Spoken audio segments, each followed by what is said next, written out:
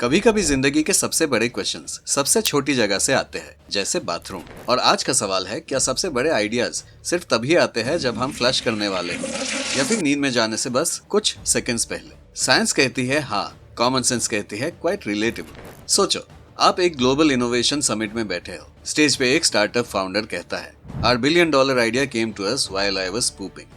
तालियां, Shark Tank से funding, Times magazine के कवर पे उनका फोटो। तो क्या सच में बाथरूम में ही होती है light bulb movement? Turns out yes.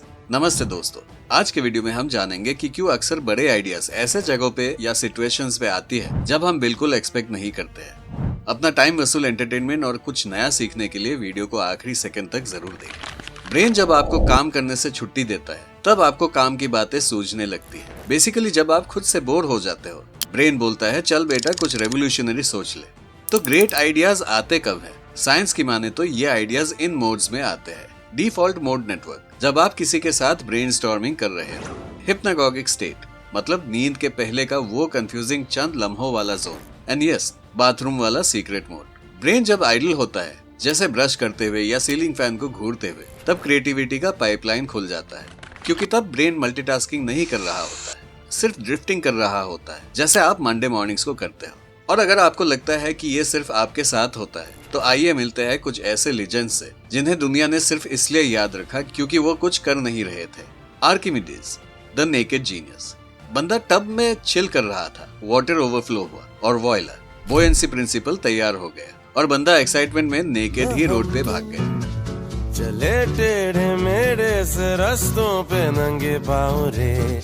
Hot water में सिर्फ बॉडी नहीं, दिमाग भी गर्म होता है। जर्मन केमिस्ट केकुले ने सपने में देखा एक सांप अपनी पूंछ काट रहा है। उठा, बोला आहा, benzene is a ring. Benzene एक रिंग है।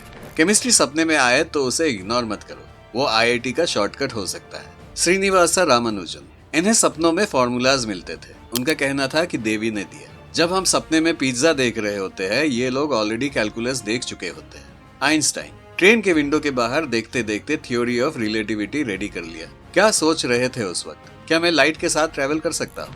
हम होते तो सोचते ट्रेन इतनी लेट क्यों है। पर्सपेक्टिव मैटर करता है, और वही पर्सपेक्टिव आइंस्टाइन के पास थोड़ा ज्यादा था।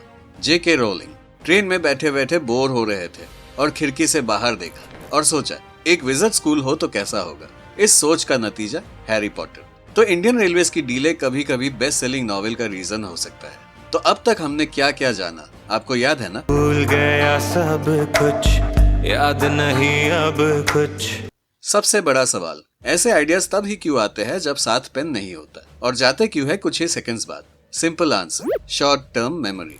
आपका ब्रेन बोलता है ये आइडिया इंपॉर्टेंट लग रहा है, पर पहले फ्लश मार दो। जब तक आप बाथरूम से बाहर निकलते हो, आइडिया गया। RIP वो मल्टी करोड़ आइडिया जो कभी लिखा नहीं गया। इसका सोल्यूशन सिंपल है, बाथरूम में व्हाइट बोर्ड लगाओ, वॉइस नोट्स रिकॉर्ड करो, ड्रीम डायरी रखो, या फिर टैटू करवा लो आइडिया को सीधे चेस्ट पे।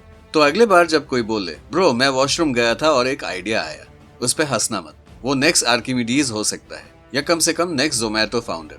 बाथरूम के अंदर मत करना ओवर थिंकिंग, लेकिन अगर आइडिया आए, बाहर निकलने के बाद लिख लेना, क्योंकि ग्रेट माइंड्स एक जैसा नहीं सोचते, पर तब सोचते हैं जब बिल्कुल भी एक्सपेक्ट ना की हो। क्या आप भी उन ग्रेट माइंड्स में से एक हो? कमेंट जरूर करें। साथ ही लाइक, शेयर और सब्सक्राइब करें और चैनल के अन्य वीडियोस का भी मजा लें। आप देख रहे थे ब्रेड एंड बटर, जहां बातें होती है थोड़ी अलग, थोड़ी गहरी और सोच मिलती है स्वैग से। अपने डाउट्स को फ्लश करें, ड्रीम्स को नहीं।